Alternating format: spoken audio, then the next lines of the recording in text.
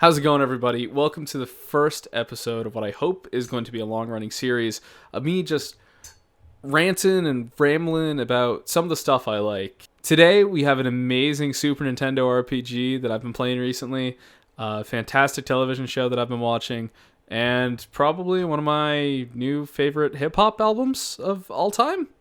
Possibly? Maybe? Let's get into it. So first of all, as you could probably already tell by what's on my screen here, we're going to be talking about Chrono Trigger. So Chrono Trigger is a game from 1995. It came out right at the end of the SNES's life cycle. I've tried to play it maybe like 30 times in my entire life. I always make it to the part in the game where you go to the future, and then I just drop it. Not for any reason really. I just kind of get confused and I stop. But this time I pushed myself through it. And I ended up actually really liking that part of the game. Essentially, the whole game is you're traveling back and forth through time to eventually be able to stop the apocalypse, which happens in the year 1999. And so at a certain point in the game, you go to the future after the apocalypse has happened, and it's just this barren friggin' wasteland. And it's kind of really depressing. Everybody there is kind of struggling, and you just have to force yourself to move across the map and hopefully find your way back. To get into the game itself, it has some of the best battle mechanics I think I've seen in a SNES RPG, and I've played quite a few of them. One of the coolest things about it is that all of the battles are kind of pre-positioned beforehand. So like there's no random encounters per se. There are just set encounters that you come across while you're going through the levels. And this works really well with how the tech system works, the technique system, in that each technique kind of has its own range, I guess, its own direction that it will perform in, I suppose is the way to put it. So like, for instance, Chrono has a circular slash that can hit like a group of enemies that are really close together.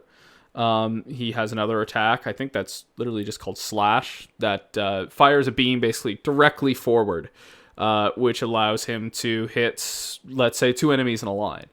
Basically all of your characters are 3 party members, which I think there's a total of maybe 7 optional party members. I'm only at the point in the game where I have 5, but that's, I want to say there's 7. But yeah, so between your 3 party members, you're using these different moves to, take advantage of your enemies and basically kill them as quickly as possible so you can continue on with the game, which is pretty much how all these RPGs work. The characters themselves are all super likable.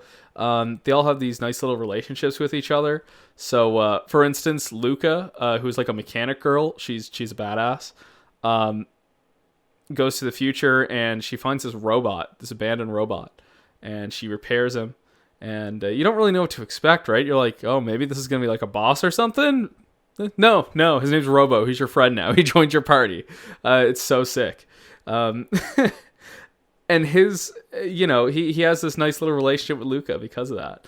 And then his relationship with everyone else is very funny because whenever anybody does anything that's kind of like off kilter, he just looks at him and he's like, can you stop being so rude? Like, this robot's got manners and everything. It's so sick. All the characters have really cool personalities, besides I guess the main character, who just cool main character. Well, whatever, I guess.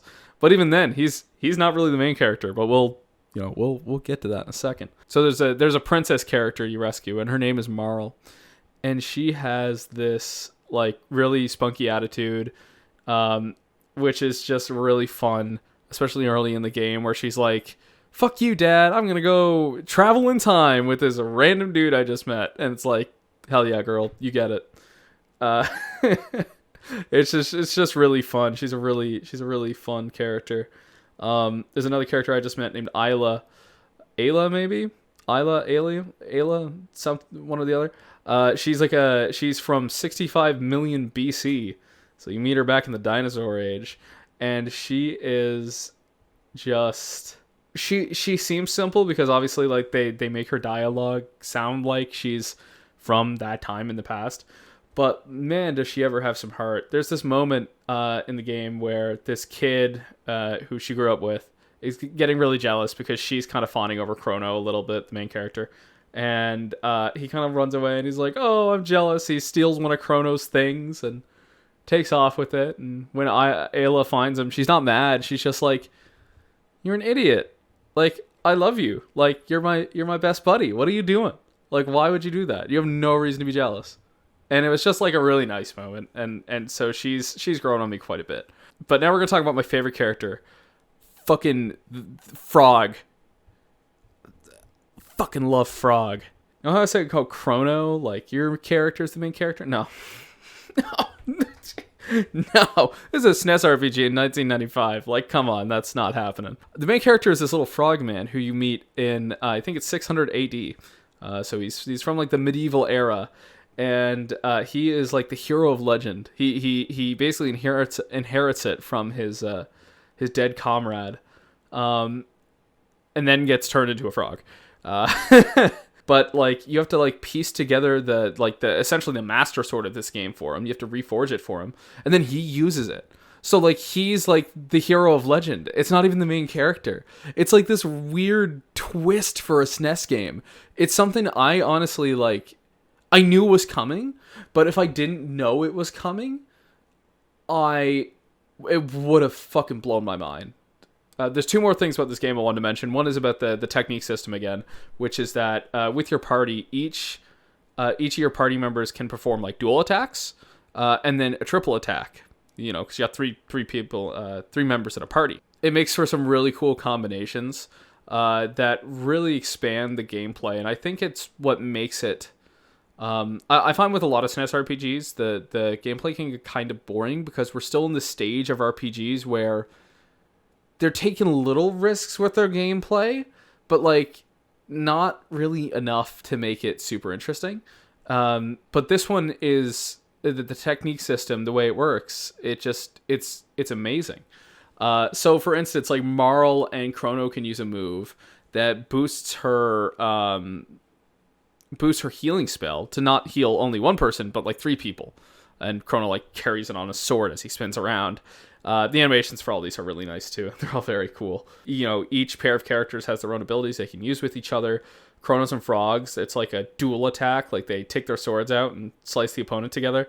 It's just really fun to watch. I love it. It's such anime bullshit, and I love my anime bullshit, man. It's so good. The last thing I want to mention about this game is that you can fight the final boss whenever you want, basically, up to a certain point in the game. I think it's as soon as you beat the Future Land stuff, as soon as you get through that for the first time, you can pretty much just go fight the final boss of the game, and try and stop the apocalypse. I have not tried to do that yet. But yeah, anyway, with all that being said, I'm super excited for this game. I know there's a big twist coming up. I won't talk about it now. I'll probably talk about it in a future video. But yeah, big twist coming up that I know I'm gonna love it. I just know it. So Chrono Trigger, it's going super well, and I will provide a further update on that in the future. Next thing I want to talk about is this amazing TV show that, again, you can see on my screen here, Atlanta. So I acquired the show semi-legally. I'll start off with that. Just kidding. It's all legal, you know. Atlanta might be one of the best shows that I've watched in a long time. It develops its characters unlike any show I've really seen besides maybe BoJack. I feel like BoJack might be on a similar level. In that it, like the first season of that show feels like it's just setting up its characters for something bigger. And this second season delivers on that by introducing all these little character studies and these like feature-esque episodes that sometimes feel more like movies than television. That kind of play up on that character's, their strengths, their weaknesses, you know, what they're all about and what they lack in life.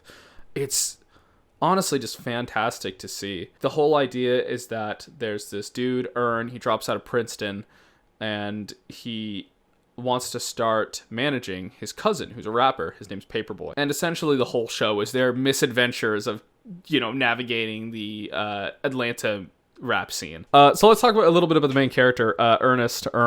He is very interesting to me in that he's very much a man of his circumstances. At the beginning of the show, he's homeless, right? He's basically completely homeless.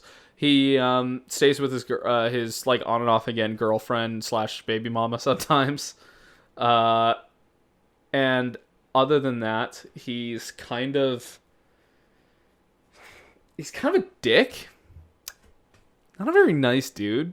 He feels very self-centered, and I think this is an interesting like characterization for him, because he is like he went to Princeton. He's kind of got that like I'm better than everyone vibe about him.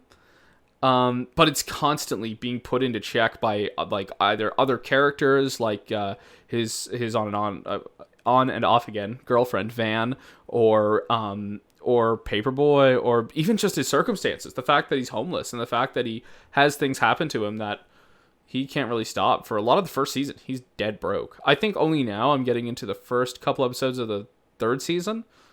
He's finally run into some money. But it's really interesting in that way. He's just a really interesting character. Even though, again, he can be sort of a dick, but the characterization works for what they're going for. I really appreciate how both Donald Glover acts that character and how he writes him, essentially. Okay, so the next character I want to talk about very quickly is Darius. I believe his name is Darius or Darius. I'm just gonna say Darius for the sake of this. Darius, bomb ass dude. I want him to be my best friend. I love him. He's so sick. He is so dope. I love the episode where one of Van's friends is like kind of tripping on some weed, and he just takes her outside, and they're just lying by the pool, and he's just like going on with some conspiracy brain shit. Like, he's just saying some dumb shit, and it calms her right the fuck out. It was honestly like very touching. Like, it was kind of nice, even though Darius is such a fucking weirdo. He's kind of like a stoned Dale Gribble. That's the way I'll put it. A stoned Dale Gribble. He's just chilling. He's just vibing, but he's got that weird brain. All right, so for some reason the recording on my phone just stopped.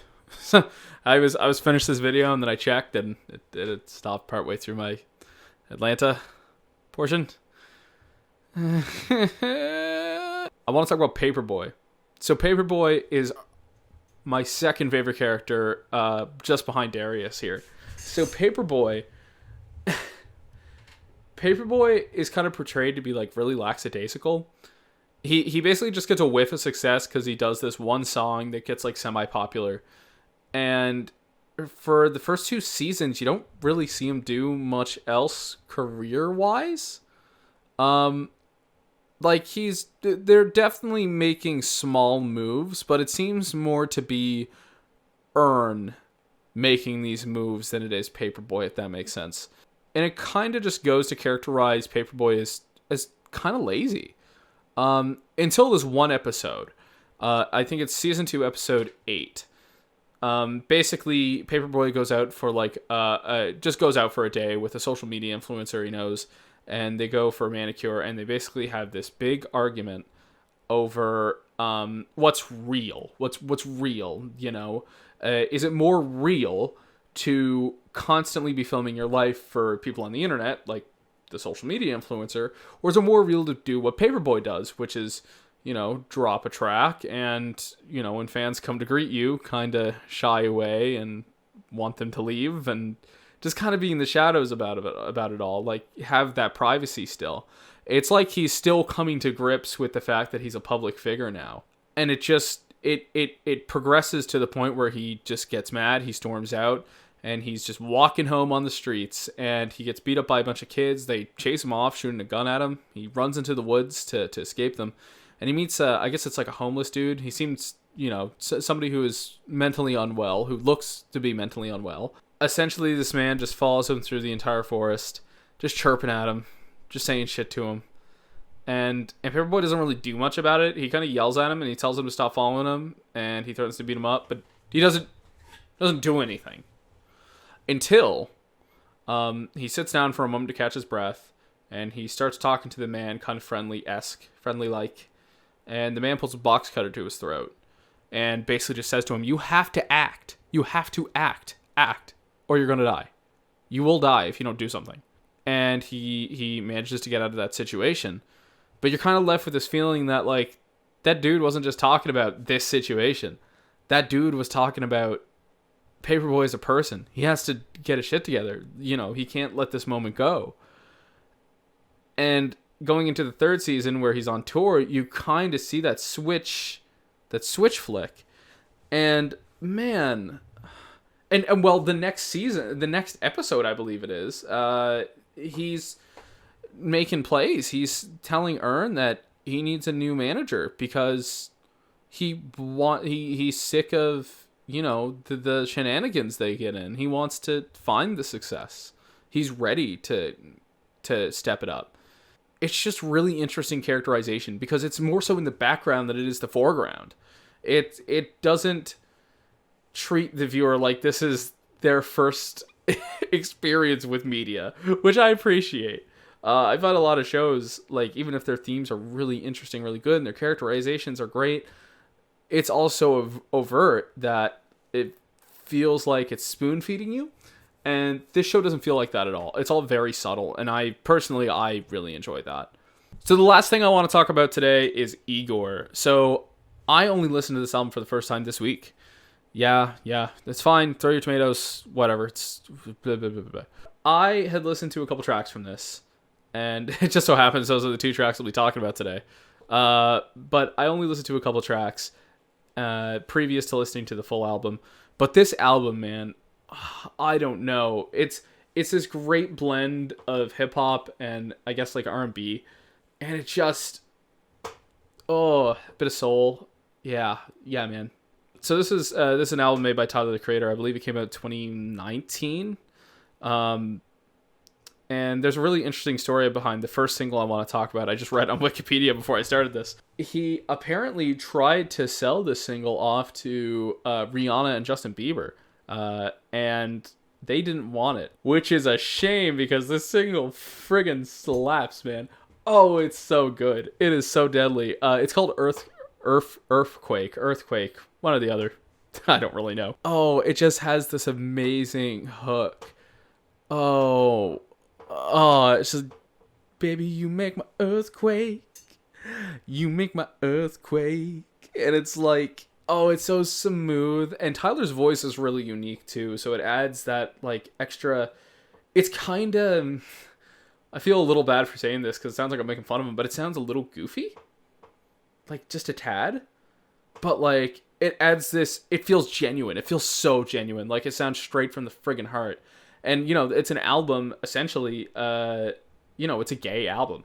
It's about a love triangle between the main character, I guess the speaker, a dude, and a dude who likes another woman. For rap music in particular, I think that's really interesting. Because you don't really, I'm not huge into hip-hop or anything, but I don't think you see that. I don't think you see, gay themes being spoke of at all. Not really, and when they are, it's certainly for the most part not in a positive light. I don't know, maybe I'm talking out of my ass here, but it's really innovative in that way, and it's kind of brave. I do appreciate the album on that level, but even more than that, these songs just hit. They hit. So Earthquake is one of them. It has this great rap verse in it that's, I guess it's kind of like it's very slurred, but I think it just works so well for this song. And it's like a break from this like such a rhythmic tune into this. It gives you a solid break there with that rap verse. And then just hops right back into it to finish it up. And it's such a great track. You should definitely listen to it, even if you don't plan to listen to this album. That's for sure. So I also want to talk about the other track. I think it's the third last track. It's called Gone, Gone, Thank You. And it's this amazing track that just goes like, my love's gone, my love's gone. Oh, jeez, that was bad. Anyway, it's this amazing track with this great great hook at the beginning. This it really catches you, but it has movements. It's really interesting. It's really like singy-songy in the beginning, and then the pitch drops, and then there's a rap verse, and that really hits, and then it comes back around with like, I guess, the thank you part of the song, and it's I wish I could play it for you here without getting copyright stricken, because I certainly would. I don't know how to describe it other than just say, please go listen. Oh, it's a 6-minute song. It's but the progression in it is just fantastic. I'm such a huge fan of like songs with progression, and this is up there as one of my new favorites. I think this album in general, I think, it's vying for one of my favorite, as being one of my favorite hip hop albums. Honestly, it's so good. It's so good. I can't wait to listen to more of it. Once I listen to more of it, I'll be sure to give you my full opinion and maybe rank it or score it or something. I don't know. We'll see how I feel on the day. For right now, Igor, man, great album. Great album. Please go listen if you haven't already. Don't be like me. Don't put it off. Please don't. Don't put it off any longer. All right, so that's all I have for you today. Just those 3 things for the time being. Thanks so much for watching my first video, my first little vlog here. I plan to do one, hopefully once a week, depending on my schedule, I guess. But yeah, till the next one, take care. Please like and subscribe. Check out my Twitter, I guess, my TikTok, the fun stuff. And yeah, see you next week.